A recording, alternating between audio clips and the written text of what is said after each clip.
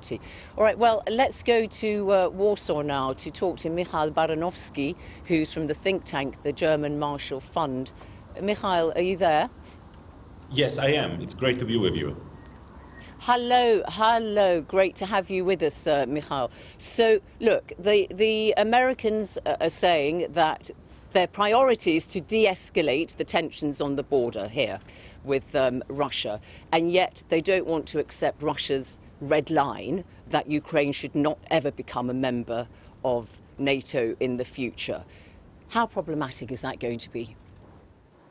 Well, it's going to be very problematic because Russia is negotiating with a barrel of a gun to Ukraine. So even though Americans are saying that their priority is to de-escalate, fortunately, and I would say really fortunately, the main priority for the US side and today in negotiations between the whole of NATO and Russia is to make sure that we don't give in on the key principles underlying and supporting the European security system. As your colleagues have been saying, this is not only about Ukraine. It's really about peace in Europe. It's about Central and Eastern Europe. And the most important is that we keep firm on these principles. And that's what I'm seeing right now, fortunately. All right.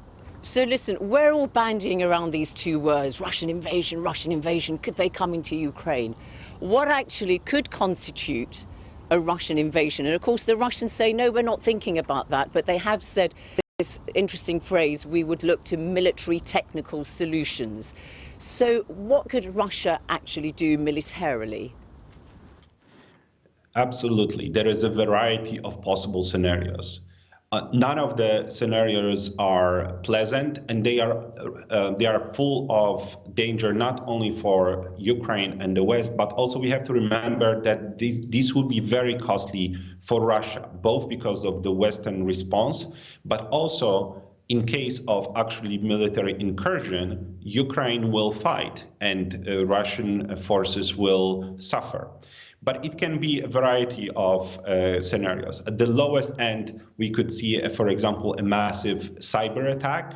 At the higher end, which would be already military and kinetic, we could see, for example, an attack by using missiles and rockets on Ukrainian positions. And of course, the biggest caliber of an attack could be actual armed invasion in East Ukraine or actually also north from Belarus toward Kiev. But again, this would be also very, very costly for Russia.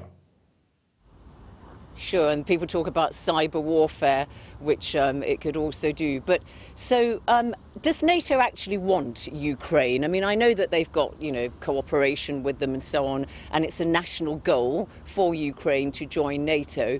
But does NATO actually want Ukraine to join? Because, I mean, it's a difficulty, isn't it? They've got this ongoing conflict on the border with Russia.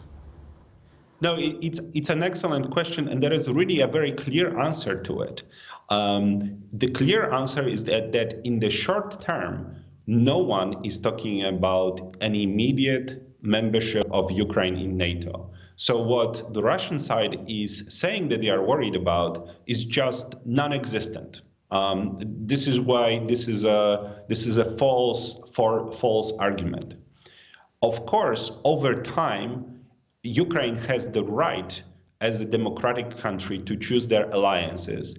And if they are ready and provide additional security to the alliance, and they want to join the alliance is in a position to then choose whether to admit Ukraine or not. Again, we are very far from it, from this position. And as of right now, to answer it very quickly and bluntly, right now, the alliance is not ready to admit Ukraine.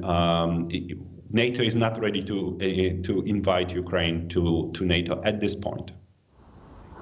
Yeah, thanks very much indeed, Michal Baranowski there from the German Marshall Fund in Warsaw. So there you have it. To the west, lies Poland from Ukraine, and the government here, and I would say pretty much all the people, are orientated towards the West.